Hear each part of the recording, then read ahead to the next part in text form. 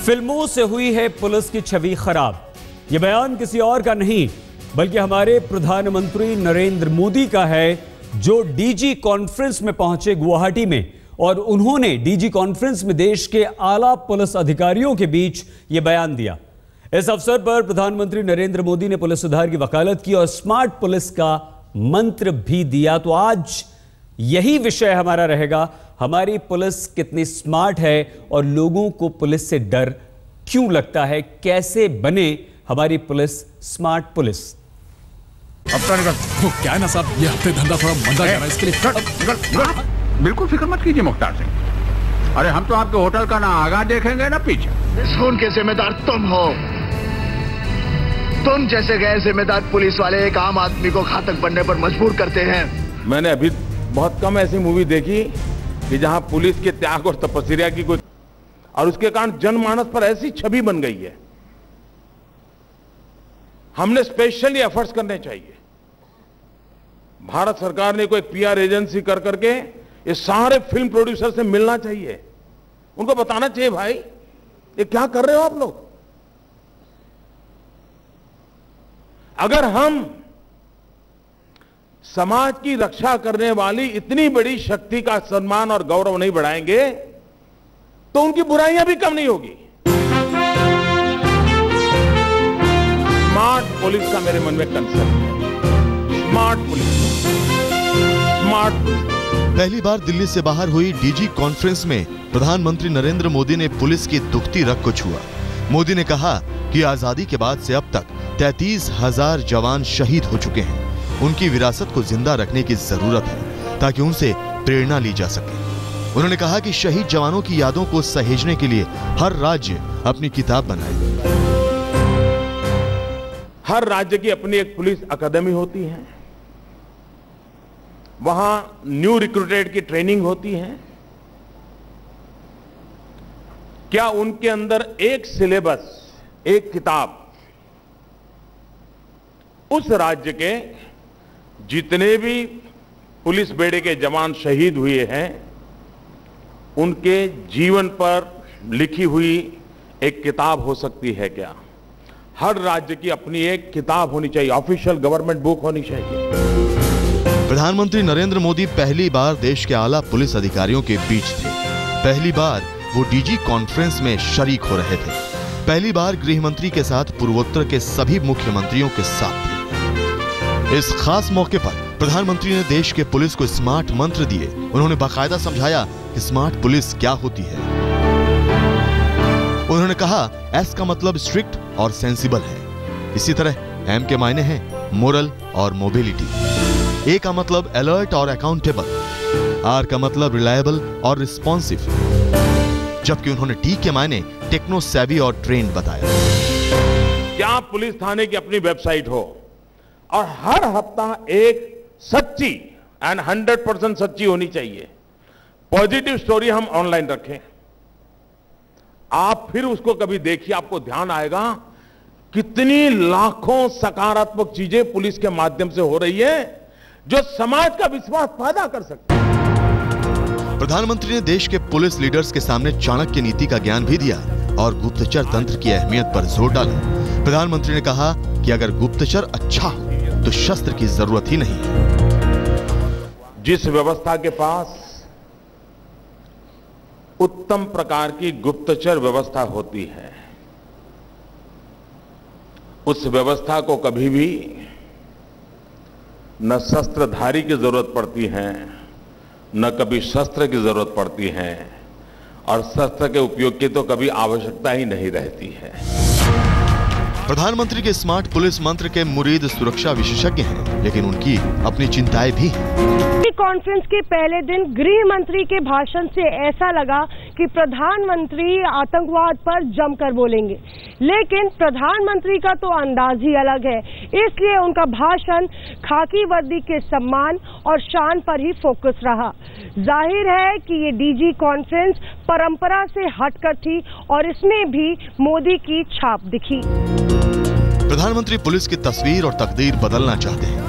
वो चाहते हैं कि हिंदुस्तान की पुलिस भी ऐसी हो जो दुनिया के हर स्मार्ट पुलिस को टक्कर दे सके। यानी उनके पास इंसान का दिल भी हो और पुलिसिया तेवर भी। जी हाँ, पीएम मोदी मांगे सिंघम। गुवाहाटी से मौसमी सिंह के साथ आज तक ब्यूरो। इस देश का हर नागरिक, आप और हम भी यही चाहते हैं कि आप और हम सुरक्षित रहें, हमारे बच्चे सुरक्षित रहें, और ये हमारी सुरक्षा की जिम्मेदारी जो है वो हमारी पुलिस की है। हमारे साथ इस वक्त जो मेहमान जुड़ चुके हैं उनसे परिचय आपका करवा दें। सबसे पहले ब्रिजेश कुमार गुप्ता जी हमारे साथ हैं और फॉर्मर पुलिस कमिश्नर हैं दिल्ली से। हमारे साथ जुड़ चुके हैं doctor Ajay Kumar, farmer IPS, Congress के प्रवक्ता। हमारे साथ doctor Satyapal Singh, farmer police commissioner Mumbai और बीजेपी के सांसद हैं, एमपी हैं। आशुतोष राणा जी अभिनेता हैं, मुंबई से हमारे साथ जुड़ चुके हैं। और अब से कुछ ही देर में मुकेश कुमार मीणा जी, ज्वाइंट कमिश्नर दिल्ली पुलिस, हमारे साथ जुड़ेंगे। बहुत धन्यवाद आप सभी का। आशुतोष जी, सबसे पहले शुरुआत चर्चा की आपसे। फिल्में हमारे समाज का आईना होती हैं, क्या आप इस बात से इत्तेफाक रखते हैं? और क्या एक फिल्म अभिनेता होने के नाते आप ये मानते हैं कि जो फिल्मों में हम देखते हैं वो डायरेक्टर्स, प्रोड्यूसर्स हमारे ही समाज से कहानियां लेते हैं, समाज के लोगों से लेते हैं और वो प्रस्तुत करते हैं? और अगर पुलिस की छवि फिल्मों में इस तरह की दिखाई जाती है तो वो समाज में देखकर फिल्मों में दिखाई जाती है। आशुतोष जी। सईद, आपको सादर नमस्कार करता हूं। मेरा ये मानना है कि जैसा कि आपने अपनी चर्चा की शुरुआत में कहा कि हमारा मानना है कि चाहे सिनेमा हो, चाहे साहित्य हो और चाहे समाचार हो, ये समाज के प्रतिनिधि नहीं होते हैं, ये समाज के प्रतिबिंब होते हैं। ये रिप्रेजेंटेटिव नहीं है, ये रिफ्लेक्शन है। और अक्सर हम और आप जो करते हैं कि रिफ्लेक्शन की हमें इसलिए ज़रूरत होती है कि हम प्रतिबिंब को देखकर अपने बिंब को सुधारने की दिशा में कहीं ना कहीं काम करने लगते हैं, ना कि उस बिंब के पीछे या उस प्रतिबिंब को के अनुरूप अपने बिंब को बनाने का प्रयास करते हैं। तो निश्चित रूप से ये समाज का दर्पण है, समाज का आईना है, समाज की प्रतिबिंब हैं, ये प्रतिनिधि नहीं होते हैं। बिल्कुल, ये प्रतिबिंब और वही प्रतिबिंब हमें नजर आता है। बिल्कुल, आपने कम से कम इस बात का खुलासा यहां पर किया और उसे स्पष्ट किया है। आशुतोष, हमारे साथ दो मेहमान इस वक्त ऐसे हैं, डॉक्टर सत्यपाल सिंह जी और हमारे साथ नेता कांग्रेस डॉक्टर अजय कुमार जी। दोनों फॉर्मर आईपीएस हैं, वरिष्ठ पदों पर रहे हैं। आप दोनों के पास हम आए उससे पहले ब्रिजेश कुमार गुप्ता जी, क्या आपको लगता है कि पुलिस हमारी उसकी छवि जो फिल्मों में दिखाई जाती है वो समाज से लेकर दिखाई जाती है? और अगर ऐसा है तो इतनी छवि आखिर खराब, ब्रिजेश कुमार जी, क्यों?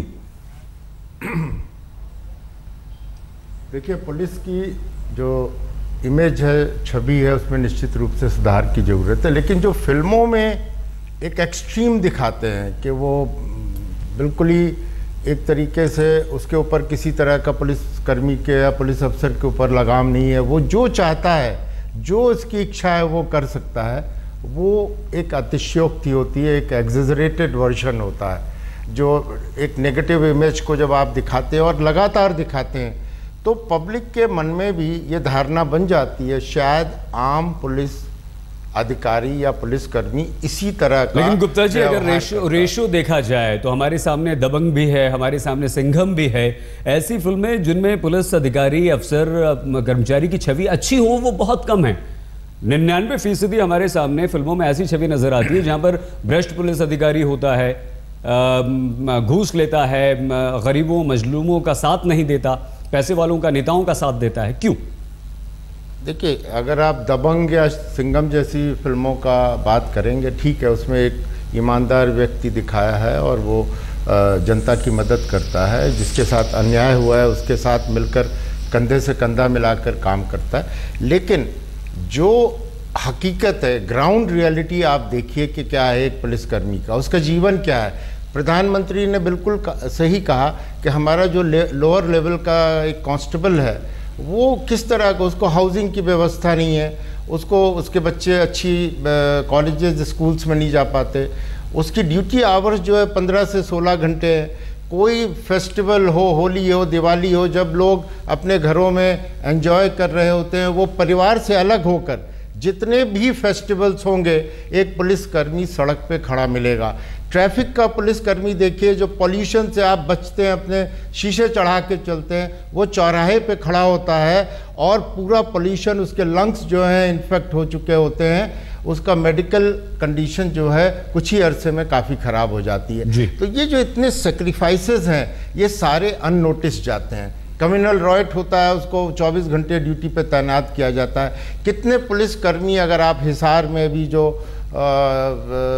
रामपाल की गिरफ्तारी के वक्त कितने पुलिसकर्मी 100 से ज़्यादा जख्मी हुए, ये सारी चीज़ें अननोटिस जाती हैं। इसके बारे में कोई चर्चा नहीं करना। ये एक महत्वपूर्ण सवाल है। नहीं, बिल्कुल बिल्कुल गुप्ता जी, हम चर्चा करेंगे और डॉक्टर अजय कुमार, डॉक्टर सत्यपाल सिंह सही बिल्कुल इस पर चर्चा करने के लिए दो वरिष्ठ अधिकारी हमारे साथ हैं, क्योंकि ये दोनों अब नेता भी हैं, कांग्रेस से जुड़े हैं और एक बीजेपी से। तो हम तुरंत होते हैं हाजिर।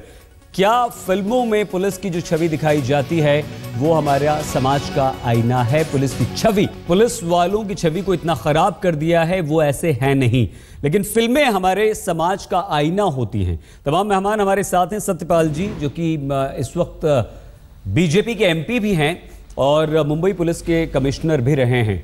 सत्यपाल जी, क्या आपको लगता है कि फिल्में ही जिम्मेदार हैं, या एक जो बहुत महत्वपूर्ण सवाल ब्रजेश कुमार गुप्ता जी ने उठाया कि 12-12 घंटे हमारे पुलिस कर्मी काम करते हैं, और 12 घंटे ही क्यों, 24 घंटों में जिस पुलिस के वाले के इलाके में कुछ भी अगर दुर्घटना होती है उसे वहां पर पहुंचना है। क्या हम सैलरी अच्छी दे पाते हैं? क्या हम सम्मान दे पाते हैं पुलिस वालों को? क्या हम पुलिस वालों को ऐसा पुलिस दे सकते हैं कि जो ड्यूटी के लिए 24 घंटे अपने परिवार का सैक्रिफाइस करके सब कुछ किनारे रख के ड्यूटी पर तैनात रहे? या हम स्मार्ट पुलिस की सिर्फ बात करते हैं और फिल्मों पर जिम्मेदारी थोप देते हैं कि छवि उसने बिगाड़ी है? सत्यपाल जी। सबसे पहले सभी पुलिस वालों की तरफ से, चाहे वो इस समय सर्विस में हो या मेरे जैसे रिटायर्ड हो गए हों, उन लोगों की तरफ से देश के आदरणीय प्रधानमंत्री मोदी जी का मैं बहुत बहुत धन्यवाद करना चाहता हूं। हर साल इस देश के अंदर डीजीज कॉन्फ्रेंस होती है, लेकिन पहली बार देश के किसी प्रधानमंत्री ने कि पुलिस को गरिमा दी जाए, पुलिस को सम्मान दी जाए और पुलिस की शहादत को सही मायने में उन्होंने श्रद्धांजलि पेश की है। दूसरी बात यह है, जैसे हम कहते हैं कि हमारी फिल्म, हमारा साहित्य समाज का प्रतिबिंब है, समाज का आईना है। मैं चाहता हूं कि जो प्रतिबिंब होता है, जो आईना होता है, वो एक जड़ चीज होती है, जड़ चीज होती, इनर्ट होती है। हमारा साहित्य जब तक जीवंत नहीं होगा, हमारी फिल्म जब तक जीवंत नहीं होगी, लोगों को शिक्षा का काम भी दे सकती है, प्रेरणा का देने का काम कर सकती है।